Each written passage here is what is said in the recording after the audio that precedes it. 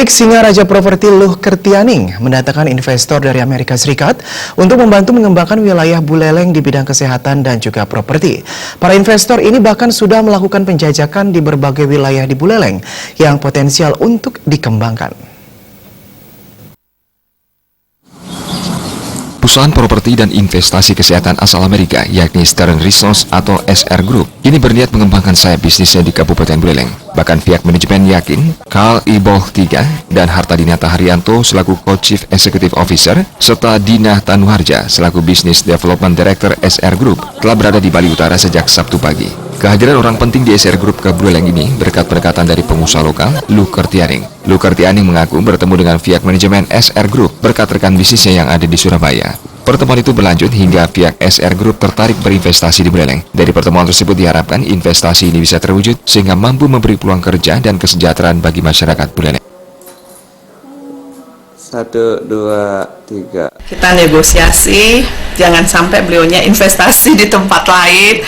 Saya minta Singaraja dikembangkan ya, karena saya punya cita-cita bisa membuat sesuatu di tanah kelahiran saya tercinta ya. Saya lahir dan besar di Singaraja.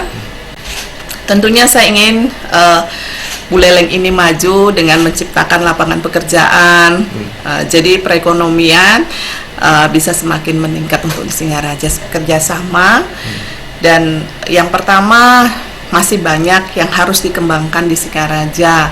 Salah satunya adalah rumah sakit. Saat ini rumah sakit masih banyak kekurangan ya, baik dari tenaga medis dan paramedis dan juga peralatannya. Seperti itu untuk alat kesehatannya. Karena banyak sekali orang Singaraja berobat itu keluar daerah ya.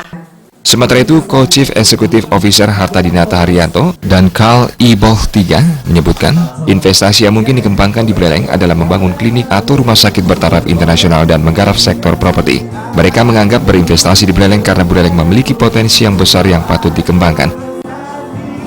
Kita sangat tertarik untuk berinvestasi di real estate-nya, di property, di commercial sama mixed use development lah, misalnya. Kenapa milih partner ibu lo sendiri sebagai ini?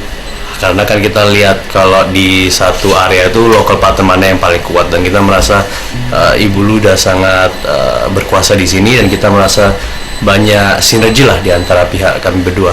I think it's a very good area for the future, and I think it's with Bali, it's expand the area to be a great investment. I would say it's increasing tourism and also property.